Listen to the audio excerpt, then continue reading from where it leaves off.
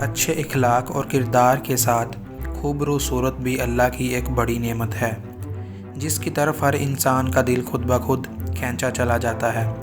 اس لیے باطنی حسن کے ساتھ اللہ نے اپنے تمام پیغمبروں اور رسولوں کو ظاہری حسن کی دولت سے بھی نوازا تھا۔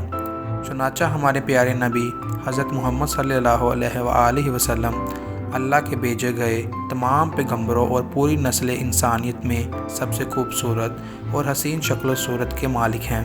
اللہ نے سلطنت عرب و عجم حضرت محمد صلی اللہ علیہ وآلہ وسلم کے مثل نہ کسی کو پیدا فرمایا اور نہ کبھی کوئی پیدا ہوگا۔ حضور اپنی خوبیوں، کمالات اور ظاہری خصوصیات میں ایسے یکتا ہے کہ جس میں آپ کا کوئی شریک ہی نہیں ہے۔ امام قرطبی نے نقل کیا ہے کہ اللہ تعالیٰ نے نبی صلی اللہ علیہ وآلہ وسلم کا مکمل حسن و جمال دنیا میں ظاہر نہیں فرمایا۔ اگر حضور کا مکمل حسن ظاہر کر دیا جاتا تو کسی میں حضور صلی اللہ علیہ وآلہ وسلم کی طرف دیکھنے کی صلاحیت نہ ہوتی۔ اللہ نے اپنے محبوب نبی کو جمال عطا فرمایا تھا۔ دراصل حسن صرف رنگ کی سفیدی اور ظاہری بناوٹ کے خوبصورت ہونے کو کہتے ہیں، جبکہ جمال پوری جسم کے تمام اجزاء کا درست ہونا اور جسم کے تمام حصوں کے پرفیکٹ ہونے کو کہا جاتا ہے کہ اس سے آگے پرفیکشن کا کوئی تصور ہی نہ ہو۔ لہٰذا اللہ نے محمد صلی اللہ علیہ وآلہ وسلم کو حسن اور جمال دونوں میں اعلیٰ ترین مقام عطا کیا تھا، اور جسے ہم پرفیکٹ پرسنالٹی کہہ سکتے ہیں۔ اس حقیقت کو شاعر مشرق علامہ اقبال نے یوں بیان کیا ہے کہ دنیا کے ہر رنگ و بو میں جہاں بھی نظر دوڑائیں، اس کی مٹی سے جو بھی حسن و چمک ظاہر ہو رہی ہے وہ یا تو محمد صلی اللہ علیہ وآلہ وسلم کے نور سے چمک رہی ہے، یا تو ابھی تک محمد صلی اللہ علیہ وآلہ وسلم کی تلاش میں ہے۔ احادیث کی کتابوں اور صحابہ اکرام کے اقوال سے یہ پتہ چلتا ہے کہ حضور کے جسم مبارک کے تمام حصوں میں مکمل تناسب پایا جاتا تھا۔ اللہ نے اپنے محبوب کو تمام عیب اور نقص سے پاک رکھا تھا۔ حضور سر سے پاؤں تک ایک مثالی شخصیت تھے۔ صحابہ کرام ہمیشہ حضور ہی کی ظاہری شخصیت اور خوبصورتی کی تعریفیں، مداح اور شاعری کیا کرتے تھے، جو تاریخی کتابوں میں بڑی پڑی ہے، جن میں شاعر اسلام حضرت حسنان بن ثابت رضی اللہ عنہ کا ایک مشہور شعر ہے، جس کا ترجمہ کچھ یوں ہے: یا رسول اللہ، آپ سے زیادہ حسن و جمال والا میری آنکھوں نے کبھی کسی کو دیکھا ہی نہیں، اور آپ سے زیادہ حسین کبھی کسی عورت نے جنا ہی نہیں۔ حضرت ابو ہریرہ، انس ابن مالک، عبداللہ ابن عمر، کعب بن مالک، جابر بن عبداللہ اور حضرت برا بن عازب رضی اللہ عنہ نے حضور کی خوبصورتی اور جسمانی بناوٹ حلیہ کو جس طرح بیان کیا ہے، اگر ان تمام روایتوں اور اقوال کو ایک جگہ جمع کیا جائے تو وہ کچھ یوں ہے: حضور کے جسم مبارک کا رنگ گھورا سفید تھا، گویا ایسا معلوم ہوتا تھا کہ آپ کا بدن چاندی سے ڈال کر بنایا گیا ہو۔ حضور کا جسم نہایت ہی نرم و نازک تھا، جس سے ایک خاص قسم کی خوشبو آتی تھی۔ صحابہ کہتے ہیں کہ حضور کے جسم کی خوشبو سے زیادہ اچھی ہم نے کبھی کوئی خوشبو نہیں سونگھی، یہاں تک کہ حضور مبارک کے جسم سے گرنے والے پسینے کو ہم جمع کر لیا کرتے اور اسے بطور عطر استعمال کیا کرتے تھے۔ لہٰذا حضرت انس کی والدہ بی بی ام سلیم رضی اللہ عنہ حضور کے لیے ایک چمڑے کا بستر بچھا دیتی تھی، اور حضور اس پر دوپہر کو لیٹ کر آرام فرمایا کرتے۔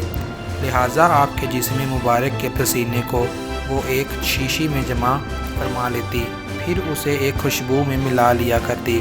اس لیے حضرت انس نے وصیت کی تھی کہ میری وفات کے بعد میرے بدن اور کفن میں وہی خوشبو لگائی جائے جس میں حضور کے جسم مبارک کا پسینہ ملا ہو۔ حضور سر کے بال رکھنا پسند فرماتے تھے۔ آپ صلی اللہ علیہ وآلہ وسلم ہمیشہ پٹے رکھا کرتے تھے۔ کبھی آپ کے بال آدھے کانوں تک رہتے، کبھی کانوں کی لو تک اور کبھی کندھوں تک رکھتے۔ اگر سر کے بالوں میں مانگ نکل آتی تو اسے رہنے دیتے، ورنہ مانگ نکالنے کی کوشش فرماتے۔ حضور اپنے سر اور داڑھی میں ایک روز درمیان دے کر کنگھا کیا کرتے تھے۔ آپ اکثر سر میں تیل لگاتے اور اس پر ایک کپڑا ڈال لیا کرتے۔ آخری عمر تک حضور کے سر کے بال بہت کم سفید ہوئے تھے، اور آپ کی داڑھی مبارک میں صرف 17 عدد سفید بال تھے، اس لیے آپ نے کبھی خضاب نہیں لگایا۔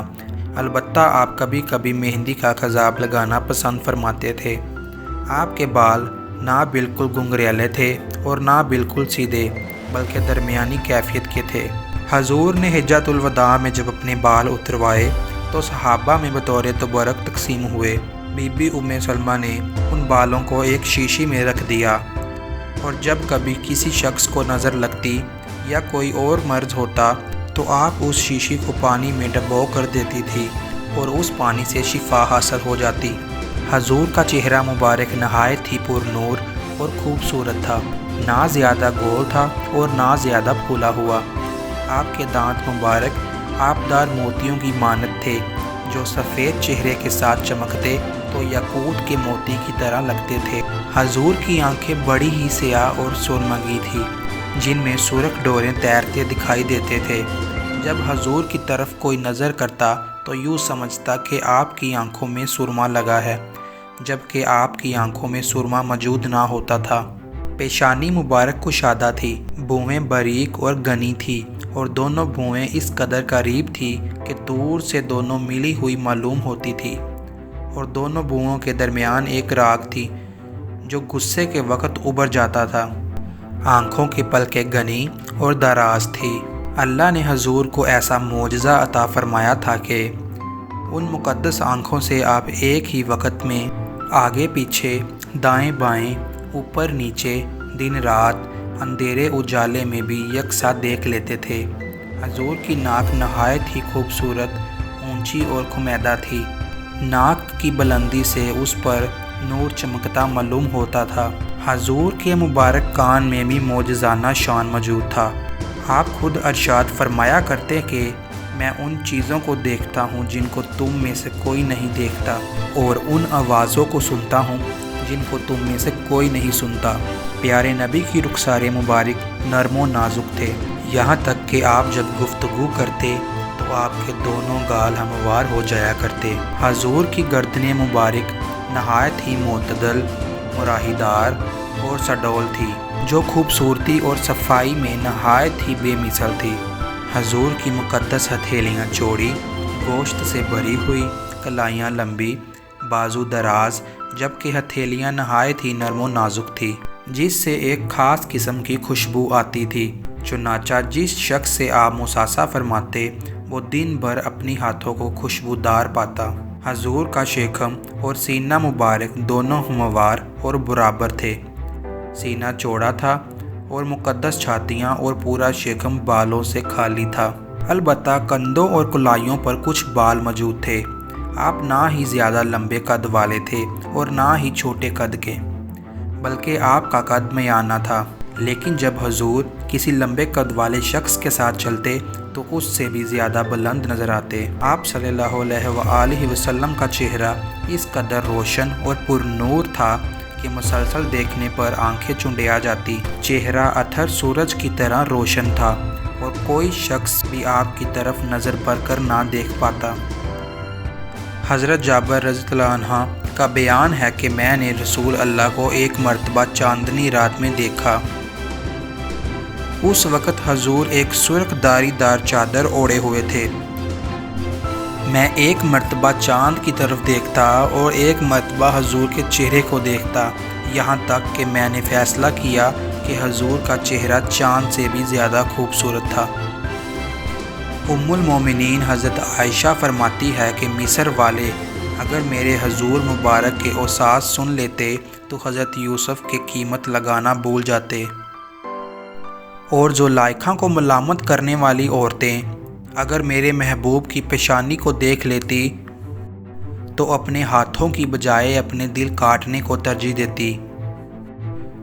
دراصل حضرت یوسف علیہ السلام اور دیگر حسینوں کا حسن حضرت محمد صلی اللہ علیہ وآلہ وسلم کے حسن کی ایک خیرات ہے۔ حافظ ابن حجر لکھتے ہیں کہ ہر ایمان والے کا یہ عقیدہ ہونا چاہیے کہ اللہ نے نبی صلی اللہ علیہ وآلہ وسلم کے بعد کسی کو بھی آپ کی طرح تخلیق نہیں فرمایا، اور نہ ہی آپ کے بعد کوئی آپ کے مثل پیدا ہوگا، کسی شخص کا ایمان اس وقت تک مکمل نہیں ہوتا جب تک وہ یہ تسلیم نہ کر لے کہ حضور کی ذات ظاہری اور باطنی کمالات ہر انسان سے بڑھ کر ہے۔ امید کرتا ہوں آپ کو آج کی ویڈیو بے حد پسند آئی ہوگی۔ اسی کے ساتھ ویڈیو کو لائک، شیئر، کومنٹ ضرور کریں اور چینل کو سبسکرائب کرنا مت بھولیں۔